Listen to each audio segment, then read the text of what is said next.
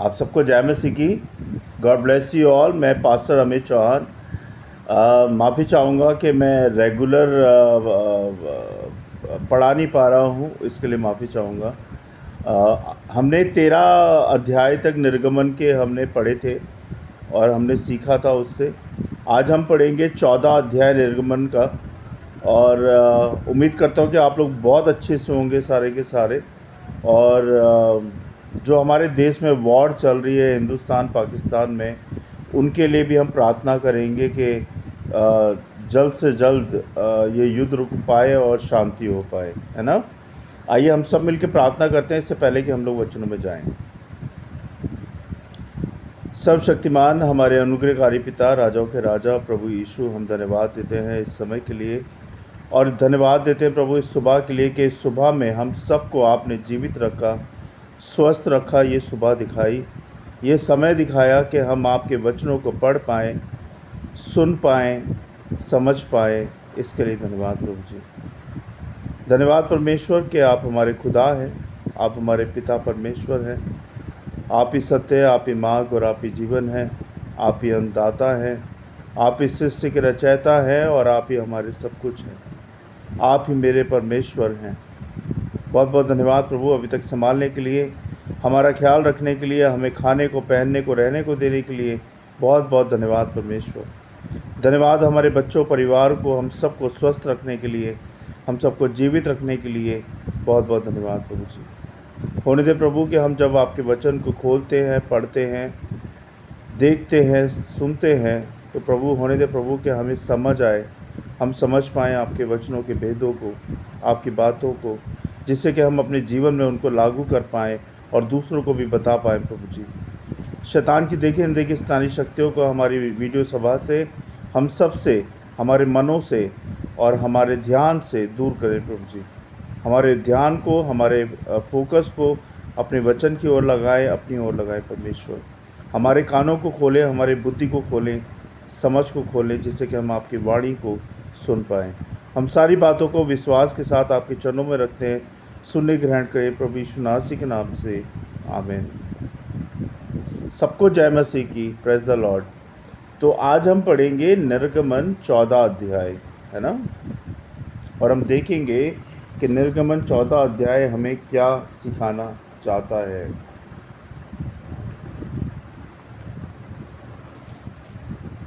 निर्गमन 14 अध्याय बेसिकली लाल समुद्र के बारे में है, वो आज हम पढ़ेंगे।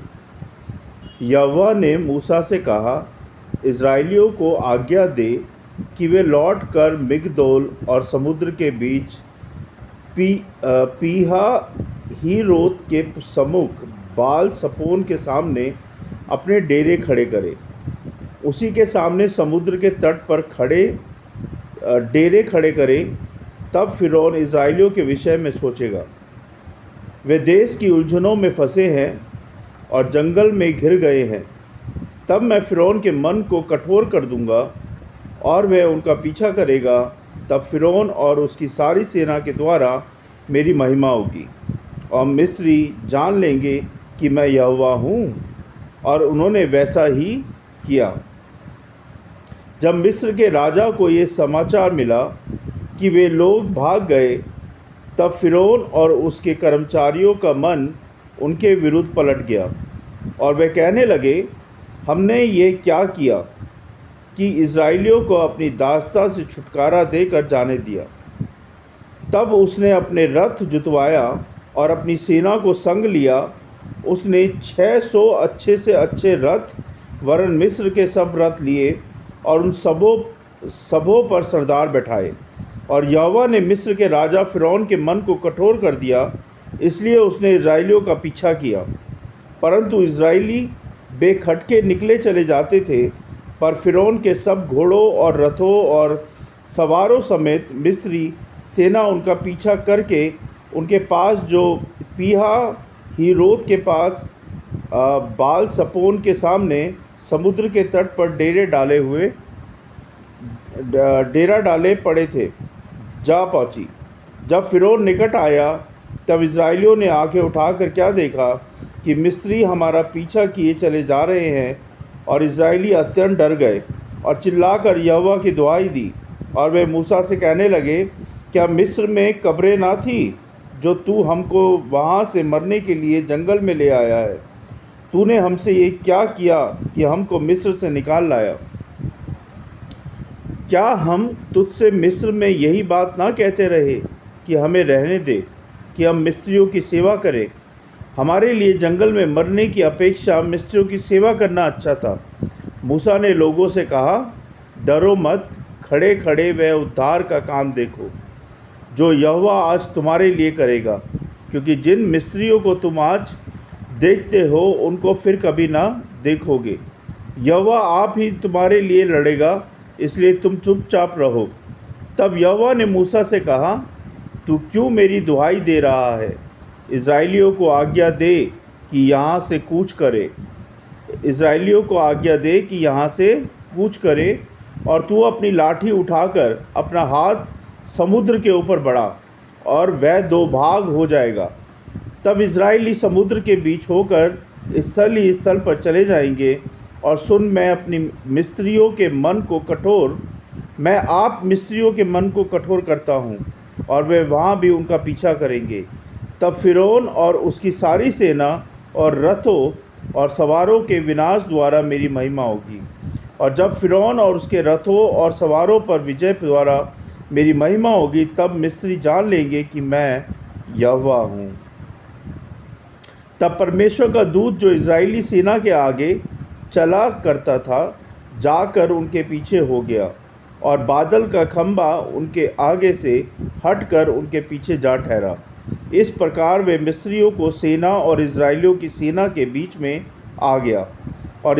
और बादल और अंधकार तो था, तो भी रात को उन्हें प्रकाश मिलता रहा, और वे रात भर एक दूसरे के पास ना आए। तब मूसा ने अपना हाथ समुद्र के ऊपर बढ़ाया, और यहोवा ने रात भर प्रचंड पुरवाई चलाई, और समुद्र को दो भाग करके जल ऐसा हटा दिया जिससे उसके बीच सूखी भूमि हो गई। तब इज़राइली समुद्र के बीच स्थल ही स्थल पर होकर चले, और जल उनकी दाहिनी ओर बाईं ओर दीवार का काम देता था। तब मिस्री अर्थात फ़िरौन के सब घोड़े, रथ और सवार उनका पीछा किए हुए समुद्र के बीच में चले गए।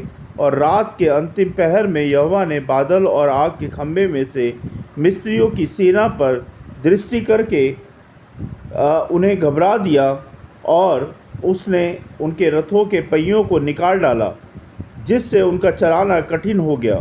तब मिस्री आपस में कहने लगे, आओ हम इज़राइलियों के सामने से भागें, क्योंकि यहोवा उनकी ओर से मिस्रियों के विरुद्ध युद्ध कर रहा है। फिर यहोवा ने मूसा से कहा, अपना हाथ समुद्र के ऊपर बढ़ा कि जल मिस्रियों और उनके रथों और सवारों पर फिर बहने लगे। तब मूसा ने अपना हाथ समुद्र के ऊपर बढ़ाया, और भोर होते होते क्या हुआ कि समुद्र फिर ज्यों का त्यों हो गया, और मिस्री उल्टे भागने लगे, परंतु यहोवा ने उनका समुद्र के बीच में ही झटक दिया। और जल के पलटने से जितने रथ और सवार इज़राइलियों के पीछे समुद्र में आए थे, वे सब वरन फ़िरौन की सारी सेना उसमें डूब गई, और उसमें एक भी न बचा। परंतु इज़राइली समुद्र के बीच स्थल ही स्थल पर होकर चले गए, और जल उनकी दाहिनी ओर बाईं दोनों ओर दीवार का काम देता था। इस प्रकार यहोवा ने उस दिन इज़राइलियों को मिस्रियों के वंश से छुड़ाया, और इज़राइलियों ने मिस्रियों को समुद्र के तट पर मरे पड़े हुए देखा। और यहोवा ने मिस्रियों पर जो अपना पराक्रम दिखलाया था, उसको देखकर इज़राइलियों ने यहोवा का भय माना, और यहोवा पर और उसके दास मूसा पर विश्वास किया। परमेश्वर के वचन को पढ़े जाने और सुने जाने पर आशीष दें। आइए हम देखेंगे कि आज ये वचन हमें क्या सिखाना चाहता है।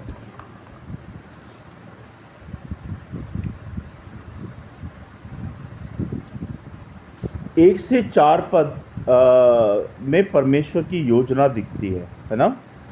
और वो योजना ये होती है कि जब यहोवा मूसा से कहते हैं कि इज़राइली पीहा हिरोत के पास समुद्र के किनारे डेरा डाले, यहोवा फ़िरौन के हृदय को कठोर करेंगे ताकि वह इज़राइलियों का पीछा करे, जिससे यहोवा अपनी महिमा प्रकट करे। तो ये हमें ये सिखाता है कि परमेश्वर की योजनाएं हमारी समझ से परे होती है। कई बार हमें समझ नहीं आती, लेकिन वह उसकी महिमा और हमारे उद्धार के लिए हमेशा होती है।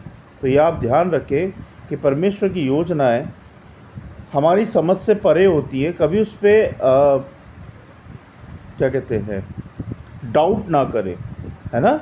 परमेश्वर की योजना पे, परमेश्वर पे कोई डाउट ना करें, क्योंकि वह हमेशा हमारी महिमा, उसकी महिमा और हमारे उद्धार के लिए होती है।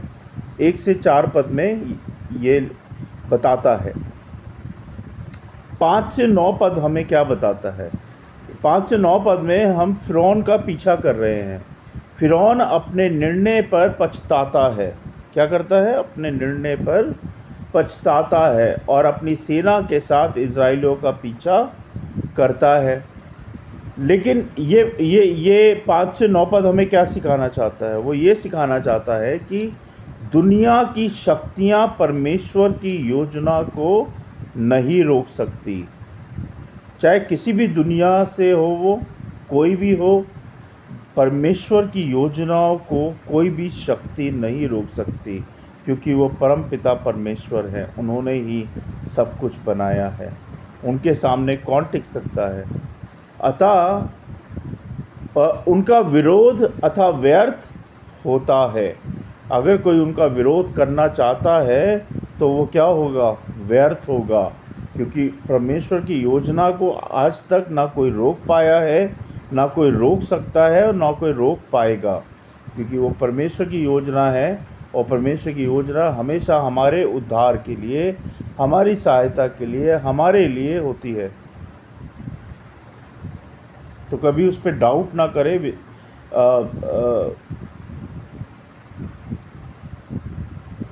इज़राइलियों का भय, 10 से 12 पद में इज़राइलियों का भय, उनका डर दिखता है। इज़राइलियों का, इज़राइली फ़िरौन की सेना को देखकर डर जाते हैं और मूसा से शिकायत करते हैं कि उन्होंने मरुभूमि में मरने के लिए क्यों लेके आया है यहाँ पे। इससे अच्छा होता कि हम वहीं पे उनकी मिस्त्रियों की सेवा करते, है ना। अभी हमने पढ़ा वचन में। लेकिन ये हमें सिखाता है कि कठिन परिस्थितियों में भी यहाँ पे इज़राइलियों का विश्वास कहाँ गया, है ना। वही सिखाता है। और ऐसे ही हमारे साथ भी होता है कि कई बार हम ऐसी कठिन परिस्थितियों में, मुसीबतों में, परेशानियों में फंस जाते हैं, है ना। और उस वक़्त हमारा विश्वास डगमगा जाता है और हम परमेश्वर से मांगने के बजाय हम इंसानों पे, मनुष्य पे विश्वास करने लगते हैं। तो यहाँ पे वही दिखाया इज़राइलियों के विश्वास को कि कठिन परिस्थिति में भी हमें परमेश्वर पर विश्वास रखना चाहिए। लेकिन उस वक़्त इज़राइलियों ने नहीं रखा और वो कुड़कुड़ाने लगे और मूसा से शिकायत करने लगे कि तू हमें क्यों यहाँ मरने के लिए जंगल में ले आया है। इससे अच्छा होता है कि हम मिस्त्रियों की सेवा करते। लेकिन ये कठिन परिस्थिति उनकी, और इस परिस्थिति में उनको परमेश्वर पर विश्वास रखना चाहिए था, जो कि उनका विश्वास वहाँ पे डगमगा गया। तो यहाँ पे कठिन परिस्थितियों में भी हमें परमेश्वर पर विश्वास बनाए रखना है, चाहे वो कैसी भी कठिन परिस्थिति हो, ना कि डर और संदेह में पड़ना है। संदेह माने डाउट। ये वचन बड़ी क्लैरिटी के साथ बताता है हमें कि हमें कोई भी प्रॉब्लम हो, कोई भी परेशानी हो, परमेश्वर पर विश्वास रखो, प्रार्थना करो और वो आपकी सहायता करेंगे, ज़रूर सहायता करेंगे अपने समय के अनुसार, है ना। ना कि हम डरें और डाउट करें, उसमें पड़ जाएं, कन्फ्यूज़न पैदा करें, पैनिक हो जाएं, अब खुद को भी परेशान करें, दूसरों को भी परेशान करें, परिवार को भी परेशान करें। नहीं, ऐसा नहीं करना चाहिए। हमें परमेश्वर पर पूरी तरह से विश्वास करना चाहिए और अपनी बातों को, अपनी परेशानियों को परमेश्वर के सामने रखो और वो आपकी सहायता ज़रूर करेंगे। 13 से 14 पद हमें बताता है मूसा का आश्वासन। मूसा यहाँ पे आश्वासन देता है इज़राइलियों को मूसा लोगों से कहते हैं कि वे डरे नहीं, है ना, वे डरे नहीं, क्योंकि मूसा विश्वास में पक्का था। यहोवा उनके लिए लड़ेगा और वे चुपचाप देखते रहें। यहाँ पे इज़राइलियों को मूसा समझाता है कि डरो मत, विश्वास रखो, और तुम देखोगे कि यहोवा परमेश्वर आपके लिए लड़ेगा और आपको यहाँ से निकालेगा। बस आपको चुपचाप देखना है, विश्वास रखना है। तो परमेश्वर हमारे संघर्षों में, ये पद हमें ये सिखाता है कि परमेश्वर हमारे संघर्षों में हमारे लिए लड़ते हैं। कई बार हमें नहीं पता चलता, है ना, कोई विपत्ति हमारी तरफ आ रही है और परमेश्वर ने इससे पहले ही उस विपत्ति को दूर कर दिया कि वो आप तक आए। हमें केवल उस पर भरोसा करना चाहिए। क्या करना चाहिए? हमें केवल उस पर भरोसा करना चाहिए। और जब हम उस पर भरोसा करेंगे तो हम हमेशा परमेश्वर की महिमा में बढ़। तो हम पढ़ रहे थे निर्गमन 14 अध्याय। तो इसका 15 से 18 पद क्या कहता है? 15 से 18 पद कहता है कि यहोवा मूसा से कहते हैं कि वह अपनी लाठी उठाकर समुद्र को विभाजित करे ताकि इज़राइली सूखी भूमि पर चल सके। अब ये पद हमें ये सिखाता है कि परमेश्वर असंभव को भी संभव करते हैं और असंभव बना देते हैं। वो कर सकते हैं, हम नहीं कर सकते। वे हमारे लिए रास्ता बनाते हैं जहाँ कोई रास्ता नहीं होता। समझिए बात को। जब हमें लगता है कि सारे रास्ते बंद हो गए हैं और हमारे लिए कोई रास्ता नहीं है, हमारा कोई नहीं है, हम अकेले हैं, तब परमेश्वर पिता हमारे लिए रास्ता खोलते हैं और हमारी सहायता करते हैं।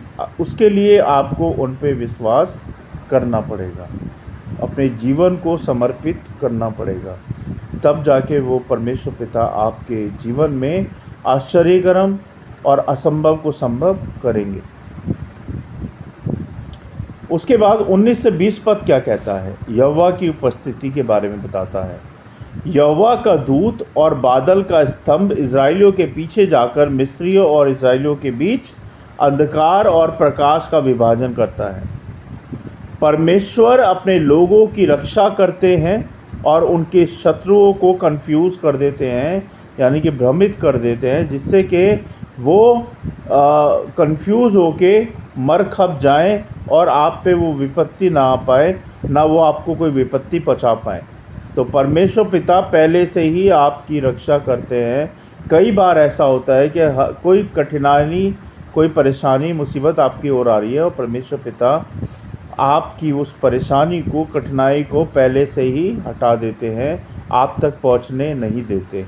तो इसलिए परमेश्वर पिता पे विश्वास करो, भरोसा करो और वो आपको सही जीवन देंगे। समुद्र का विभाजन, है ना, मूसा समुद्र के ऊपर अपना हाथ बढ़ाते हैं और यहोवा पूर्वी हवा से समुद्र को सूखी भूमि में बदल देते हैं। इज़राइली समुद्र के बीच से सूखी भूमि पर चलते हैं। अब यहाँ पे हमें ये पद सिखाता है कि परमेश्वर के लिए कोई भी बाधा बड़ी नहीं होती। वह अपने लोगों के लिए आश्चर्यकरम और चमत्कार करते हैं। क्या करते हैं? जैसे मैंने आपको बताया कि वो अपने लोगों के लिए आश्चर्यकरम और चमत्कार करते हैं। पहले भी करते थे, अब भी करते हैं। अगर आप उनके विश्वास में पक्के हैं, उनके साथ साथ चल रहे हैं, उनका क्रूस उठाया हुआ है आपने अपने जीवन में, तो आप ज़रूर उनसे महिमा पाएंगे, आशीषें पाएंगे। मिस्रियों की विफलता।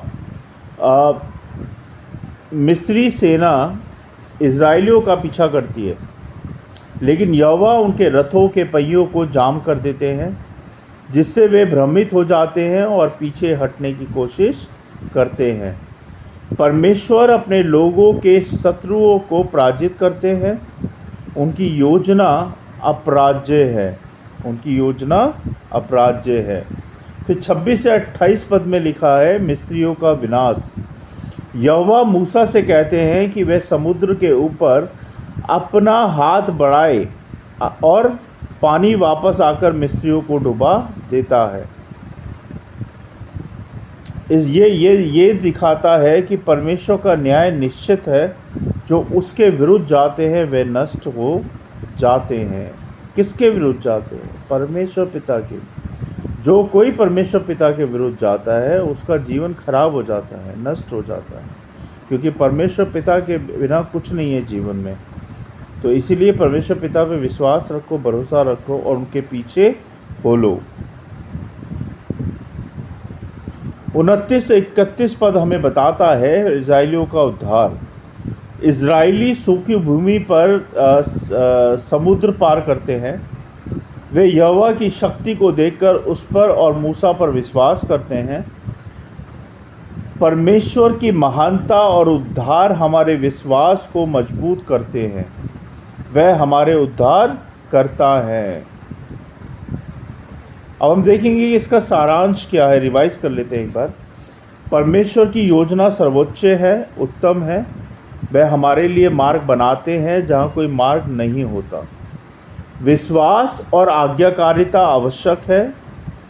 कठिन परिस्थितियों में भी परमेश्वर पर विश्वास बनाए रखना चाहिए। दूसरी बात।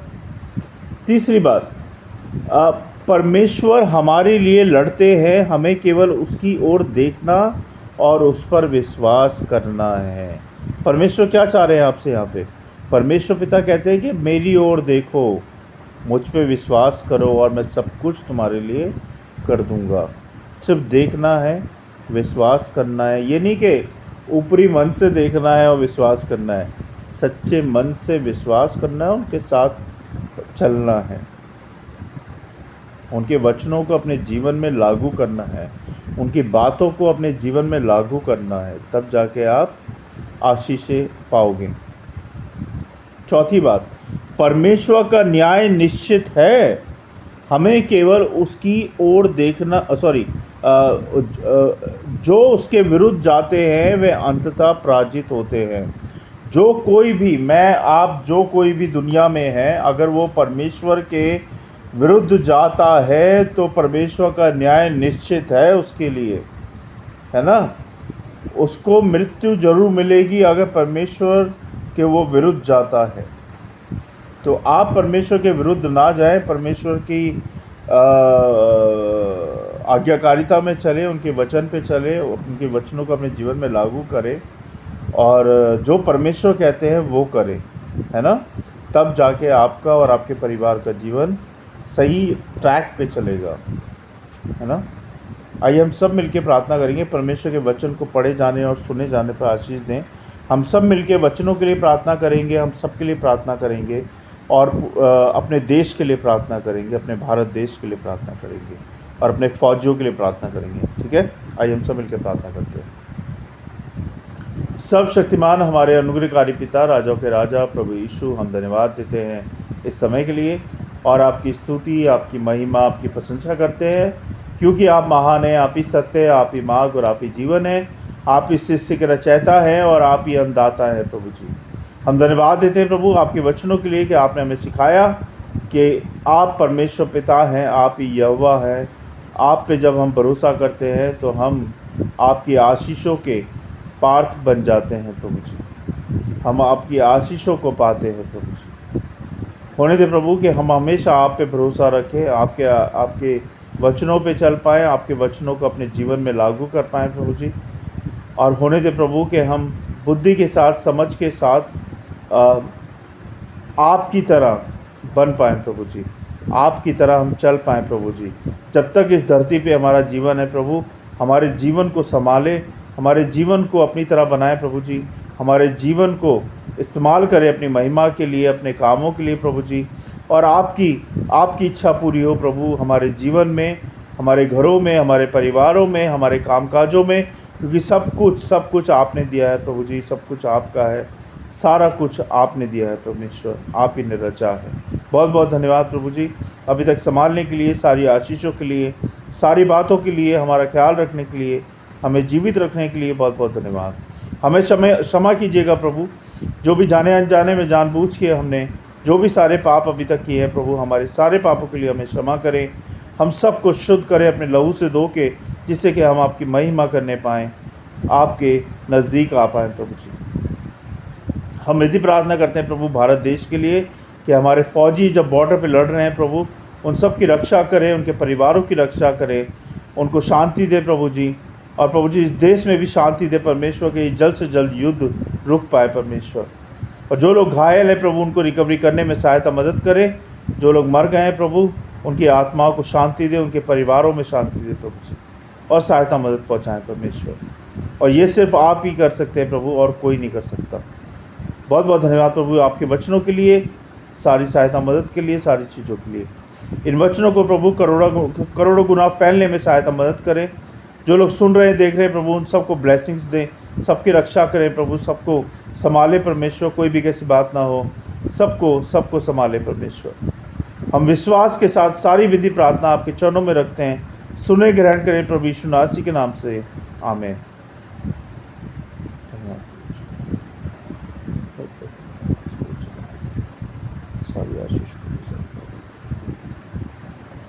आप सबको जय मसीह की, praise the Lord, thank you so much. हम फिर मिलेंगे निर्गमन 15 के साथ। तब तक के लिए गॉड ब्लेस यू, जय मसीह की, थैंक यू।